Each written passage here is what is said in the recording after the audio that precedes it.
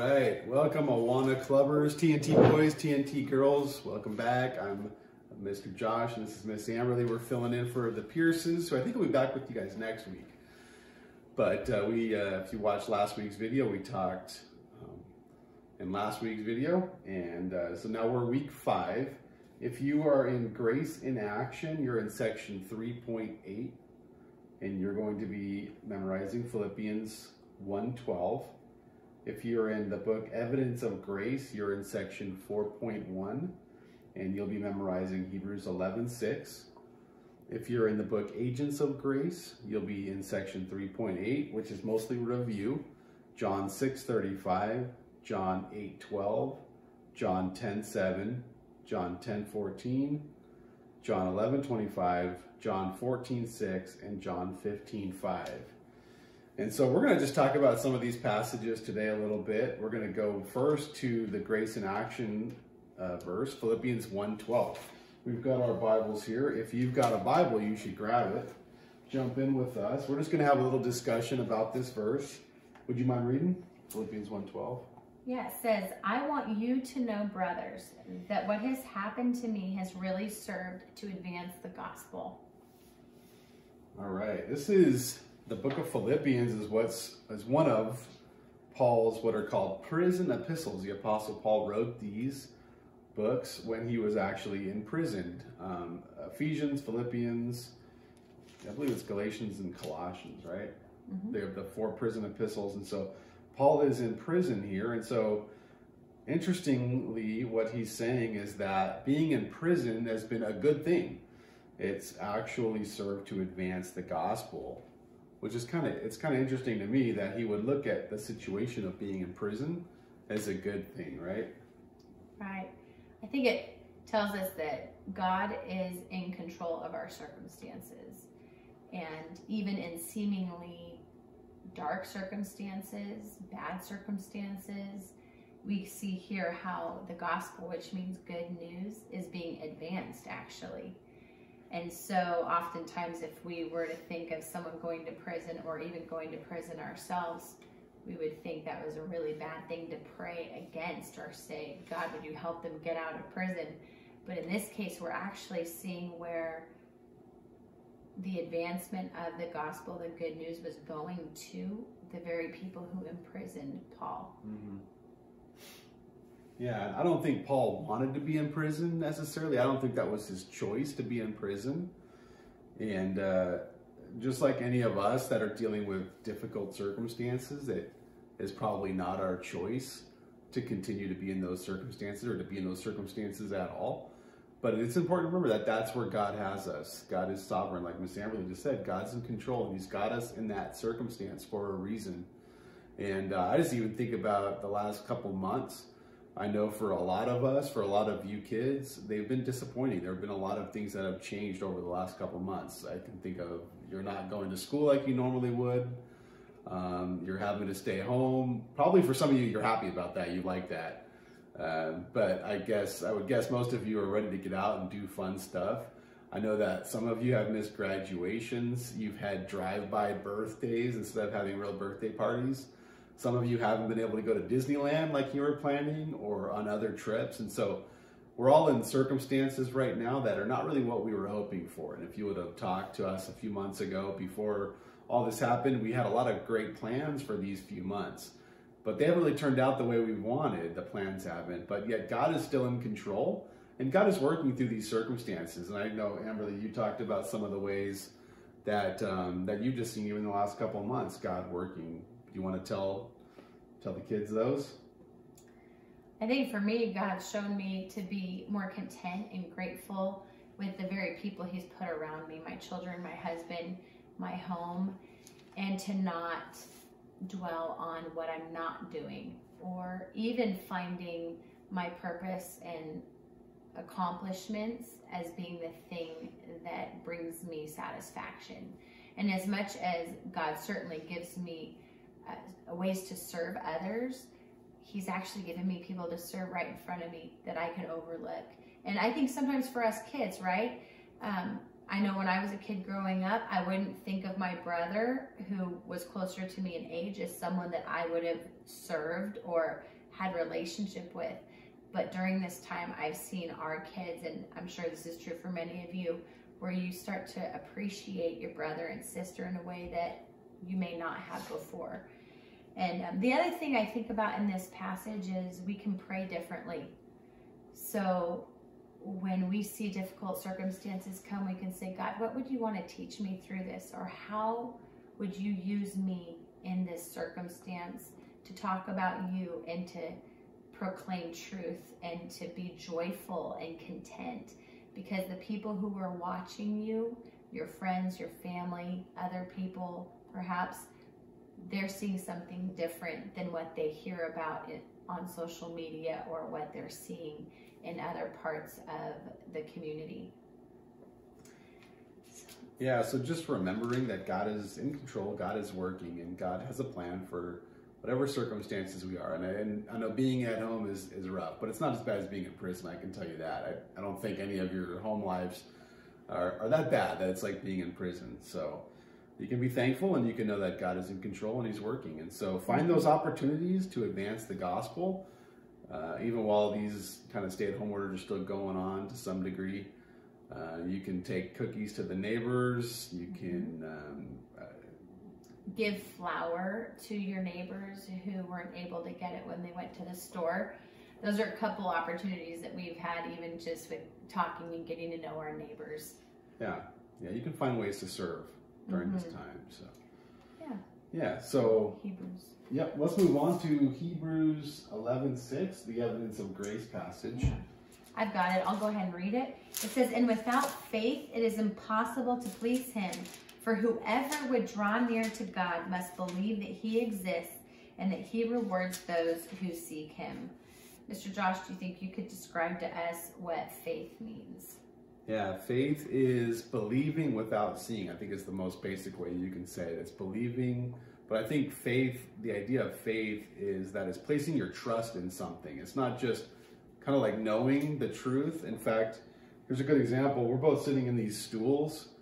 We're putting our faith in these stools that we won't just fall. And so faith is more than just knowing that the stool will hold me up.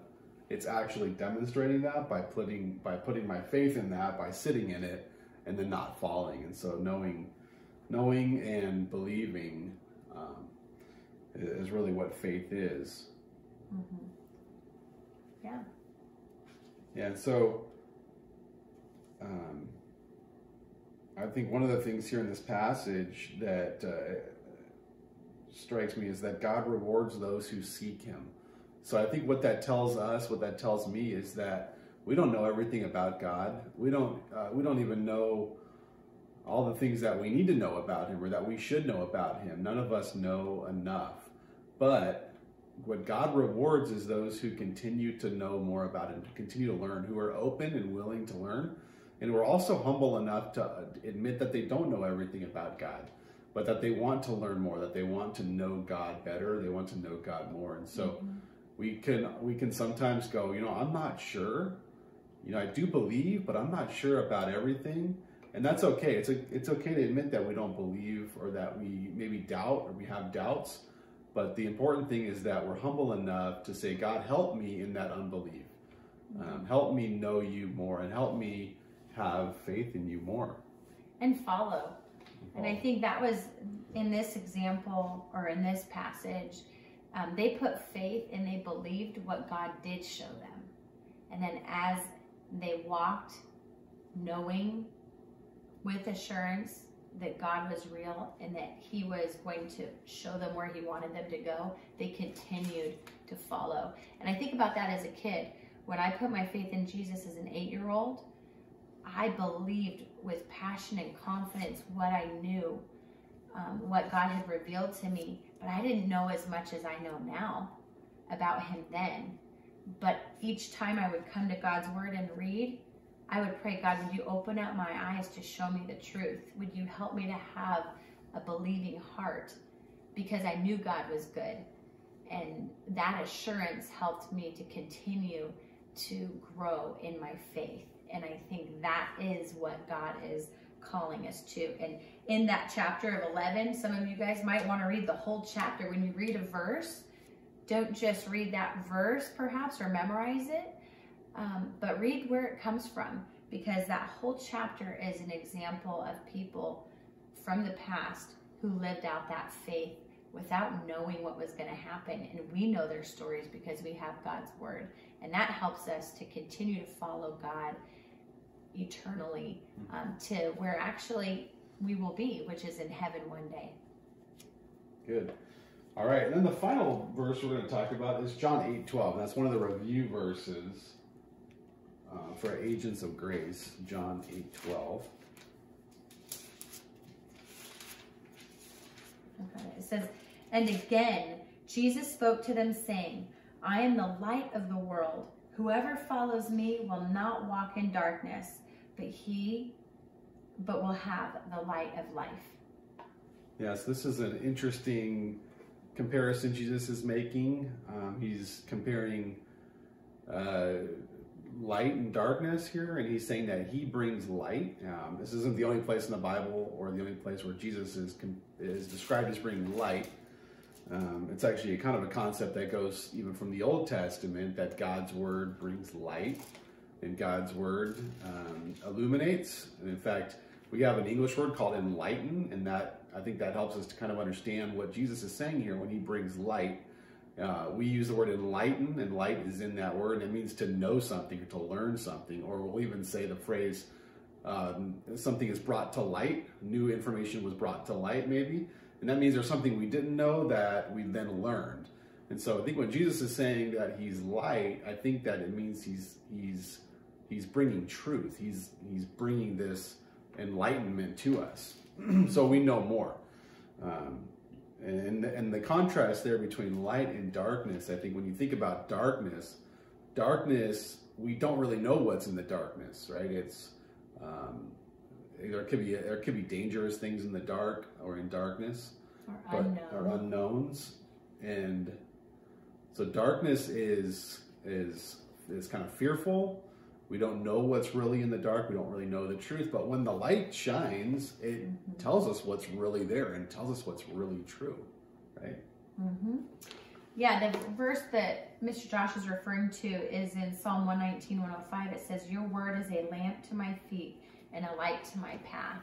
And so we see that, and it exposes what's in our path. And I think you had an example about that with Legos, right? Yeah, so one of a parent's worst nightmare is to walk around the house in the middle of the night or in the morning in the dark and step on Legos like this. I gotta tell you, like stepping on a Lego like this is like stepping on a landmine. Basically, it's one of the worst pains you can ever feel, that goes from your foot all the way to the top of your head, and it just is like paralyzing pain. You'll probably fall on the ground crying if you step on one of these in the dark. And that's the thing about the dark, is it hides things that are damaging, they're painful, they're destructive. And that's a physical example. Of course, we're talking about physical things. And Jesus was talking about spiritual things here.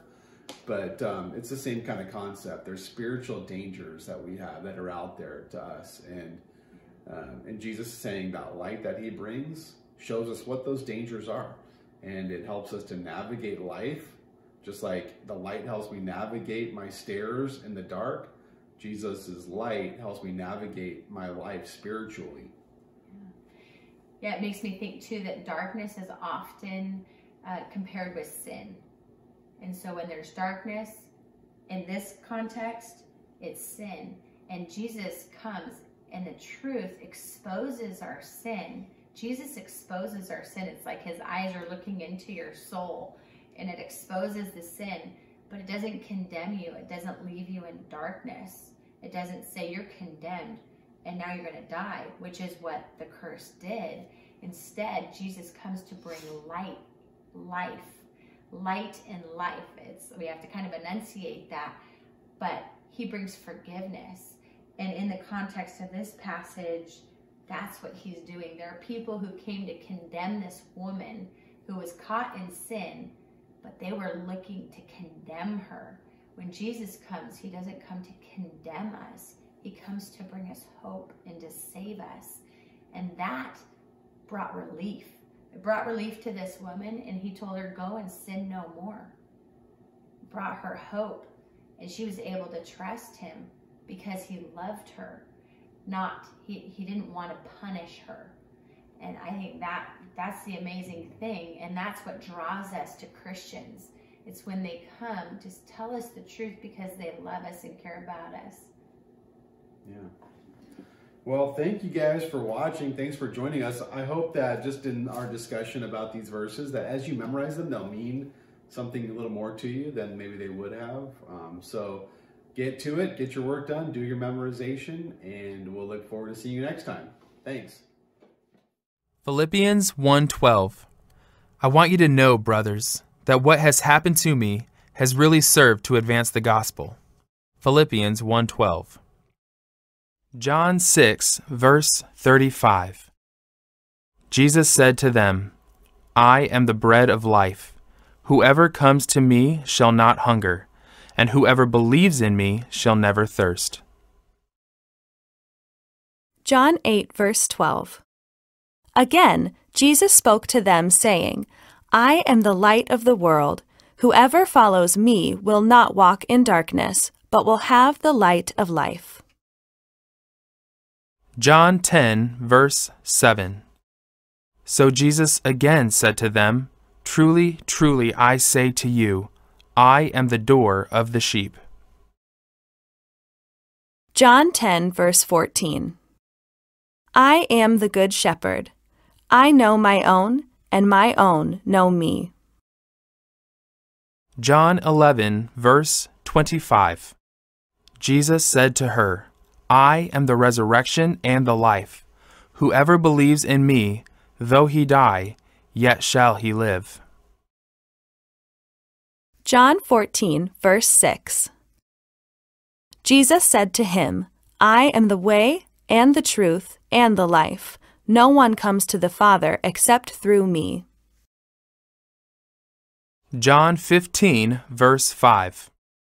I am the true vine, you are the branches. Whoever abides in me, and I in him, he it is that bears much fruit. For apart from me, you can do nothing. Hebrews 11:6. And without faith it is impossible to please him. For whoever would draw near to God must believe that he exists, and that he rewards those who seek him.